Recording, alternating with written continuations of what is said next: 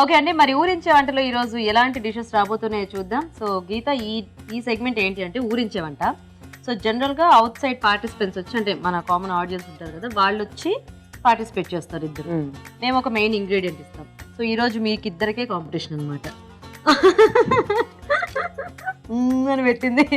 అసలు ఏమన్నా అసలు ఉందా? అట్లా ఏం లేదు, చక్కగా అప్పుడప్పుడు ఇక్కడ మా దగ్గరికి వచ్చేటప్పుడు ఏమవుతుంది తెలుసా, ఒకరికేమో ఫుల్ ఎక్స్పీరియన్స్ ఉంటుంది, ఒకరికేమో ఏమి ఉండదు. అయినా కూడా చాలా సార్లు ఎక్స్పీరియన్స్ లేని వాళ్ళ వంట బాగా ఉంటాయి. సో అలాగా అదే అది అలా నేను ఎంకరేజ్ చేస్తాను, నువ్వు డిస్కరేజ్ అవ్వకు.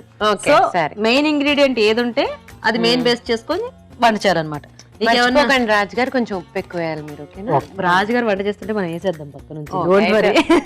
సో ఫస్ట్ ఇందులో ఏముందో చూద్దాము. గుమ్మడికాయ ముక్క. సో గుమ్మడికాయ అనమాట మెయిన్ ఇంగ్రీడియంట్. గుమ్మడికాయ ఇష్టమేనా? అంటే పులుసులో ఇష్టం. అదే నీకు ఎలాగ ముక్కల పులుసు అంటే ఇష్టం, అందులో మనం ఏది కూడా వేసుకుంటాం కదా. సో ఎనీథింగ్ చేయొచ్చు. రాజుగారికి నేను చెప్పక్కర్లేదు అనుకోండి. ఓకే, ఇప్పుడు గుమ్మడికాయ తీపి కూర కూడా బాగుంటుంది. సో అలాగా ఏదైనా చేయొచ్చు. మీరు ఇద్దరు గబగబా ఆలోచించేసుకుని నాకు చెప్పేస్తే నేను టేస్ట్ చూడడానికి రెడీగా ఉన్నాను, అంటే వంట చేశాక. ఓకే, ఇప్పుడు దీంతో నేను ఏం చేస్తానో చెప్పాలంటే దాంతో నీకు వచ్చిన వంట ఏదైనా. దీంతో గుమ్మడికాయ గుజ్జు కూర చేస్తాను. గుమ్మడికాయ గుజ్జు కూర, simple and tasty recipe. Okay, so Raju గారు మీరేం చేస్తారు? నేను ట్రెడిషనల్ ఐటమే. మీరు ట్రెడిషనల్ ఏంటి? దప్పలం. గుమ్మడికాయతో దప్పలం చేస్తారా? బాగుంది. ఒకళ్ళు గుజ్జు కూర, ఒకళ్ళు దప్పలం. సరే, ఫస్ట్ ఎవరు చేస్తారు? మీరు చేసేస్తారా? Okay, nice. ఓకే అండి, మరి గుమ్మడికాయ దప్పలం తయారీ కావాల్సిన పదార్థాలు ఏంటో ఒకసారి చూద్దాం. గుమ్మడి దప్పలం తయారు చేయడానికి కావాల్సిన పదార్థాలు: గుమ్మడి ముక్కలు 1 కప్పు, పోపు దినుసులు 1 టీ స్పూన్, ఎండుమిరపకాయలు 2, తరిగిన పచ్చిమిరపకాయలు 2, కరివేపాకు 2 రెమ్మలు, ఇంగువ చిటికెడు, చింతపండు గుజ్జు తగినంత, బియ్యపిండి 1 టేబుల్ స్పూన్, ఉప్పు తగినంత, కారం తగినంత, పసుపు చిటికెడు, ధనియాల పొడి 1 టీ స్పూన్, బెల్లం కొద్దిగా, కొత్తిమీర కొద్దిగా, నూనె 2 టేబుల్ స్పూన్లు. ఓకే రాజుగారు, స్టార్ట్ చేద్దామా? ఓకే. దప్పలం. సో ముందుగా ఫ్రీడమ్ రిఫైన్డ్ సన్ఫ్లవర్ ఆయిల్ అండి. ఓకే, సో 3 లీటర్స్ జార్ మనకు మార్కెట్లో రిలీజ్ చేశారు. కిచెన్లో ఈజీగా వాడుకోవడానికి. కొంచెం నూనెతో ఎక్కువ వంట చేసుకోవచ్చు. సో ముందుగా పోపు పెట్టేసుకున్నాం. ఎండుమిరపకాయలు, ఓకే, పోపు దినుసులు, ఓకే. సో దీని తర్వాత పచ్చిమిరపకాయలు, ఓకే, అలాగే కరివేపాకు,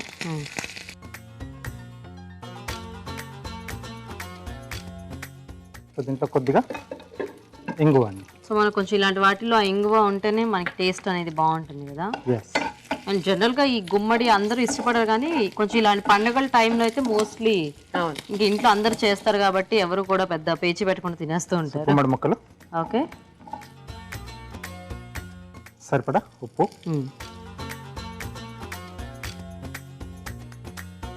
కారం, ఓకే, పసుపు అండి. సో ఇక్కడ మనకి ముక్కలు కొంచెం వేగాలి. మనం పచ్చిముక్కలు వేసుకున్నాం కాబట్టి కొద్దిగా ముక్క మగ్గిపోతే మనము చింతపండు గుజ్జు యాడ్ చేసుకోవచ్చు.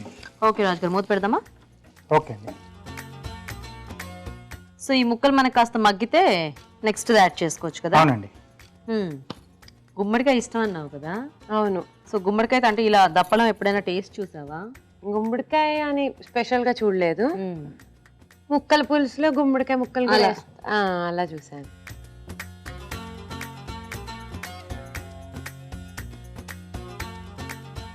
సో రాజు గారు, సరిపోతుందా ఇలా మగ్గితే? సరిపోతుందండి. సో దీంట్లో చింతపండు గుజ్జు, ఓకే,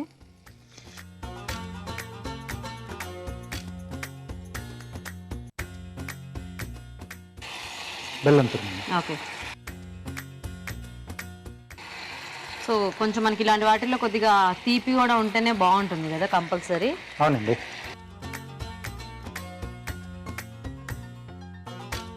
వాటర్ కావాలా రాజు గారు? ఇది కొంచెం మగ్గిన తర్వాత అప్పుడు వాటర్ ముక్కకి అది పట్టేస్తాయి. అవును. ఓకే.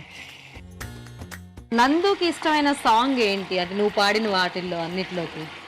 నందుకి జోర్సే జోర్సే అనే సాంగ్ ఉంది కదా మగధీరాలో. ఆ సాంగ్ లో ఒక చిన్న బీజిఎం లా వస్తుంది అనమాట నా వాయిస్ లో. అది ఇష్టం ఎక్కువ. అన్నిట్లోకి అంటే నువ్వు పాడిన ఫుల్ లెంత్ సాంగ్స్ లో అన్నిట్లో కంటే కూడా అందులో అది ఎక్కువ ఇష్టం.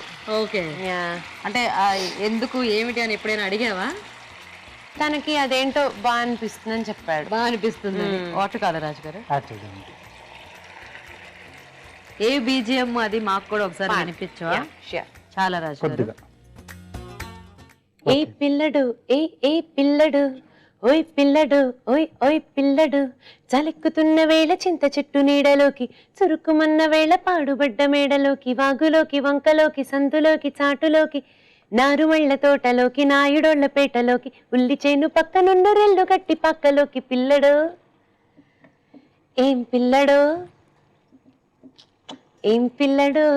ఎల్దా ముస్తబా ఏం పిల్లడు ఎల్దా ముస్తబా. నిజంగానే ఇది బాగుంటుంది కదా ఆ పాట మధ్యలో వింటుంటే ఒక డిఫరెంట్ దీంట్లో. అదేంటి మరుగుతుంది కదండి, బియ్యం పిండి కొంచెం చిక్కదనం కోసం.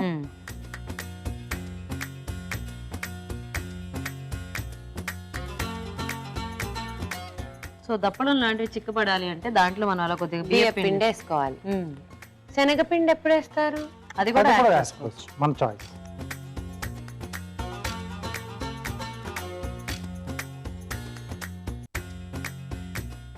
ఏదో వేస్తున్నారు, ఏదో వేస్తున్నారు అంటే ఈ ఫ్లేవర్ కొంచెం బాగుంటుంది.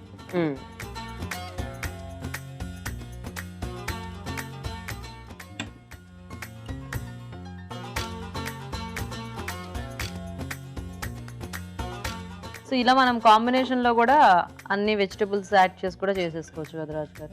చేసుకోవచ్చు.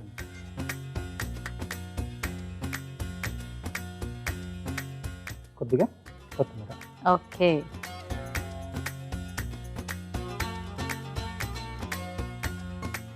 ఓకే, దప్పలం రెడీ.